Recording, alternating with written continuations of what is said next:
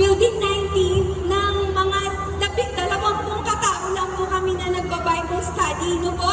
Una po, wala po sa heart ko na magkaroon ng Bible study doon. Bakit po? Kasi po maliit pa po yung anak ko. Pangalawa, napakaliit din po ng aming tahanan doon sa disiplina. And then, pangatlo, napakahirap pong magpaalam sa HRO. Ano po? Pero ang Lord po ang patuloy na nangusap po sa aking puso.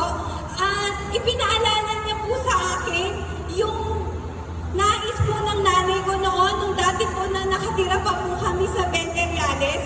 Nais niya po na magkaroon ng Bible study po doon sa tahanan namin. Pero ang tatay ko po kasi is unbeliever, hindi po siya pumayag. Ano po? Ngayon, napakabuti po ng Lord. Talagang hindi niya po ako tinitigilan hanggang hindi po nagkakaroon ng life group doon sa disiplina. Ipinakita niya po sa akin yung isang kapatiran namin sa JIN Taiwan, na kung saan doon lamang po siya nakakilala sa Taiwan.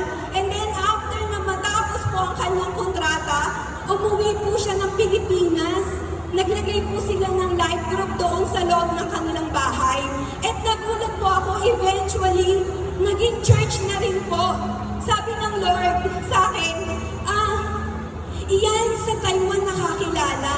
Ikaw, bata ka palang maliit, Kristiyano ka na, bakit hindi mo kaya subukang ipagpatuloy ang naging pangarap ng nanay mo dyan sa lugar ninyo? No po? And then, yun na nga po, in 2 months time, nagkaroon na po kami ng extension. No? Nakipag-coordinate po ako kay Sister Jackie ng JIN Malalday para po malagyan po ng life group yung aming building. Alam niyo po, napakabuti po ng Lord. Bakit?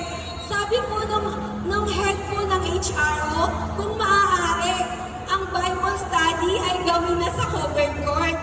Baka daw po kasi maulanan yung mga tao pagka po nag-aaral po kami ng Word of God. Ang sabi ko naman po sa kanila, teka lang po, nagpaparami pa po kami.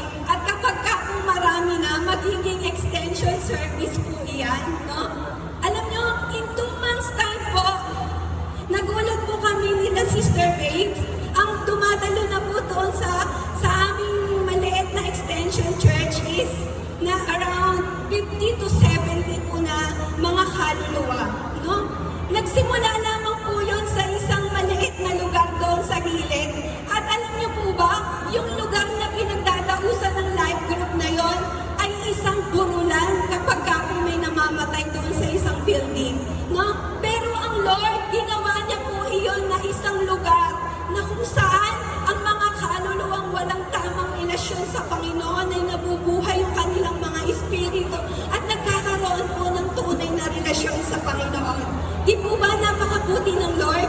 At every time po na kami ay may pinagpe-pray na magkaroon po ng kagalingan, ang Panginoon ay hindi po siya madamot na magpamalas ng kanyang kapangyarihan. Kaya alam niyo po, isa lamang po ang masasabi ko, kapag ka po tayo, sabi nga, kapag ka po tayo ay tinawag, we are called to share and committed to go. Di po ba? Ito po ang promise ng Lord.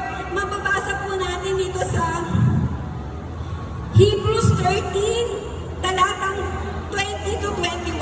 Makinig po, sabi ng Lord. Ito po yung promise ng Lord dun po sa mga tahanan na wala pa pong life group. Sabi po dito, gayon ang Diyos ng kapayapaan ang magbibigay sa inyong bawat gawang mabuti. Siya yaong sa pamamagitan ng dugo ng walang hanggang tipan ang nagbangon muli sa ating Panginoong Hesus mula sa mga patay na siyang dakilang pastol ng mga tupa.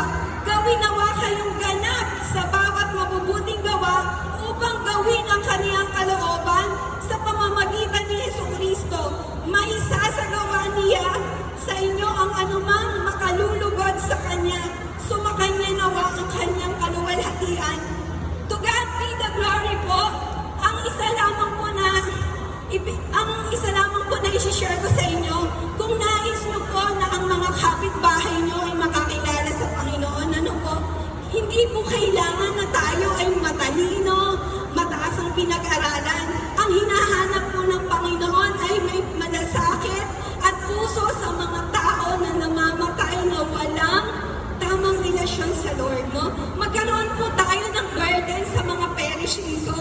Yun lamang po. To God be all the glory. Palakpakan po natin ang ating Panginoon.